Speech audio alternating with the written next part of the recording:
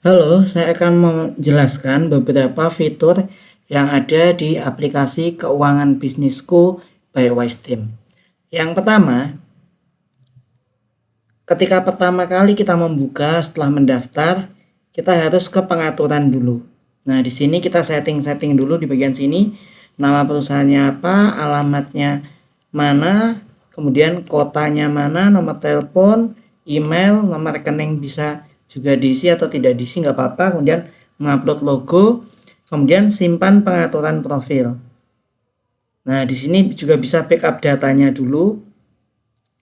Kemudian di bagian manajemen kategori kita bisa memasukkan kategori untuk pemasukan maupun pengeluaran. Nah, contohnya di sini saya akan membuat pemasukan misalkan dari jasa pembuatan aplikasi misalkan. Kita tinggal tambahkan saja di sini. Atau kalau mau menghapus juga bisa, misalkan di sini saya hapus ini pinjaman baku, hapus. Nah, tinggal dihapus gitu. Kemudian ketika mau pengeluaran kita tinggal ketik di sini misalkan pengeluarannya adalah biaya listrik. Nah, kemudian di sini kita pilih yang pengeluaran. Kemudian kita tambahkan. Nah, setelah manajemen kategorinya selesai, kita bisa ke bagian dashboard. Nah, kita cek bagian dashboard. Nah, di bagian dashboard yang pertama di sini ada ketika pengaturan nama perusahaan sudah diatur, kemudian nanti nama perusahaan akan muncul di sini. Nih, PT Wise Digital Media Hub. Kemudian kita bisa melihat pemasukan dan pengeluaran, laba ruginya misalkan bulan ini kita bisa cek. Nah, kemudian bulan lalu juga bisa dicek misalkan ini, kemudian kalau semua juga bisa. Nah, dan untuk rentang grafik yang di sini kita bisa cek per 1 bulan, per 3 bulan, kemudian per 6 bulan, dan per 1 tahun ya. Ini bisa dilihat di sini grafik usahanya gimana sih, apakah menurun atau naik gitu, bisa dilihat di sini semuanya di dashboard ini. Kemudian kita masuk ke bagian transaksi.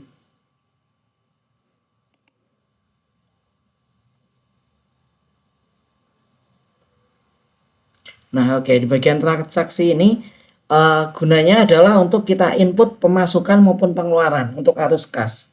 Jadi misalkan tanggalnya misalkan hari ini tanggal misalkan tanggal 18, pemasukan apa? Kita bisa pilih di sini yang sudah kita input tadi. Misalkan ini jasa pembuatan aplikasi.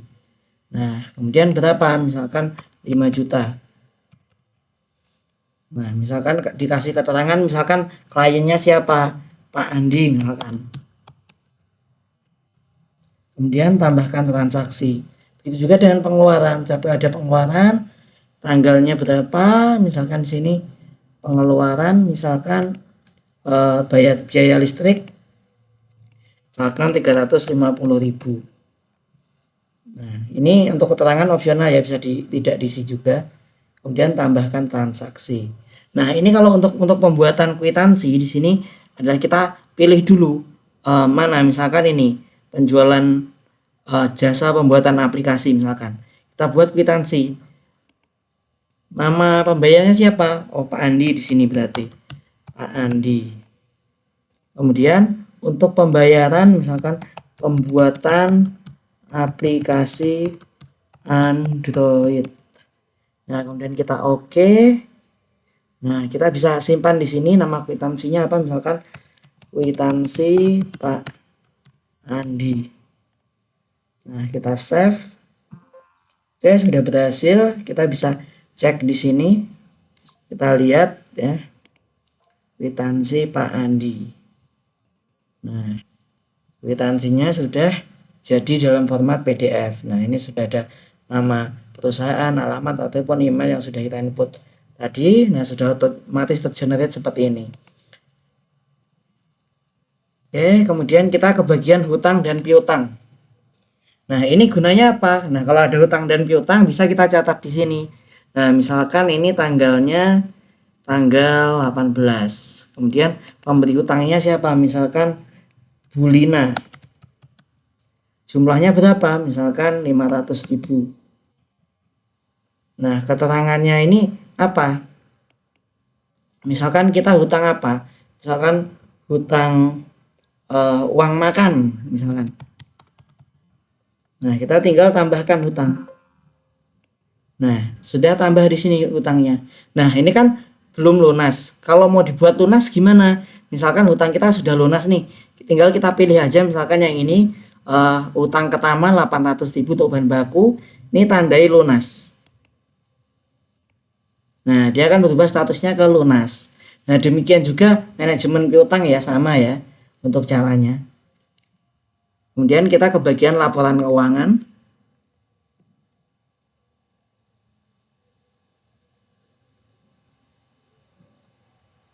Nah, di bagian laporan keuangan ini kita bisa pilih mulai dari tanggal berapa sampai tanggal berapa. Misalkan di sini saya dari tanggal 1 Juni sampai tanggal 18 Juli. Nah, kita bisa tampilkan di sini. Mau nampilkan laporannya apa? Misalkan tampilkan arus kas. Nah, sudah muncul di sini arus kasnya. Bisa kita download. Nah, kita namakan arus kas Juni Juli misalkan. Nah, sudah terdownload. Kalau misalkan kita mau melihat laba ruginya, tinggal klik tampilkan laba rugi, kemudian bisa kita download juga laba rugi Juni Juli. Nah, kemudian mau lihat neraca misalkan. Nah, laporannya ada juga, bisa kita download. Neraca Juni Juli. Nah, kita cek ya. Sudah kita download PDF tadi. Nah, ini arus kas. Nah, laporannya sudah dibuatkan nih otomatis oleh aplikasinya. Laporan laba ruginya sudah sama, sudah dibuatkan. Nah, laba ruginya. Laporan neraca sudah dibuatkan juga. Nah, arus kas hutang itu masuk sini ya. Tadi piutang juga masuk. Jadi data hutang dan piutang itu akan masuk ke laporan arus kas. Oke, selanjutnya invoice dan gaji. Nah, di sini ada dua tab, pembuatan invoice dan manajemen karyawan dan gaji karyawan. Nah, yang pertama pembuatan invoice. Nah, ini pembuatan invoice. Kalau nomor invoice-nya kita biarkan aja, dia akan tergenerate otomatis. Tinggal kita tanggal aja. Misalkan tanggalnya 18, nama pelanggannya misalkan Tama. Misalkan dia kasih DP berapa? Misalkan 200.000. Kemudian kita kasih diskon berapa, misalkan ini bisa dikosongi ya, DP, diskon, pajak ini bisa dikosongi. Diskonnya misalkan dikasih diskon 300.000, kemudian pajaknya misalkan 11. Nah, misalkan paket A berapa jumlahnya, misalkan 5, harganya misalkan 500.000. Nah, kita bisa tambah item di sini. Paket B misalkan 7, 250.000 harga satuannya, tambah item misalkan lagi paket C. Nah, misalkan 4, harganya misalkan 300.000. Nah, kalau sudah seperti ini tinggal kita klik buat invoice. Nah, misalkan invoice-nya otomatis tergenerate invoice nomornya, kemudian nama pelanggan atau klien kita sini, tinggal save aja. Oke, sudah di save, kita cek di sini invoice-nya. Nah, invoice-nya sudah dibuatkan. Nah, seperti ini ya. Oke, setelah invoice, kita ke manajemen karyawan dan slip gaji. Nah, di sini kita bisa menambahkan karyawan, misalkan namanya Agus. Posisinya misalkan marketing. Gaji pokoknya dia berapa? Misalkan gaji pokoknya dia 1.500.000 misalkan. Nah, tambah karyawan, datanya akan masuk ke sini. Nah, ketika kita mau buat slip gajinya, misalkan slip gaji Agus, kita tinggal klik aja ini Agus, kemudian slip gaji periode berapa, misalkan Juli 2025. Kemudian di sini ada kalau ketika kita tarik ke bawah, di sini ada pendapatan tambahan, kemudian ada juga potongan. Nah, tambahannya apa? Misalkan dia dapat bonus penjualan. Misalkan bonus penjualnya berapa? Misalkan 750.000. Nah, kita bisa tambah lagi misalkan ini uang makan misalkan. Uang makannya misalkan 800.000. Nah, ini bisa ditambahkan ya, terus. Nah, kemudian potongannya apa? Misalkan dia potongannya denda keterlambatan. Misalkan denda keterlambatannya 200.000.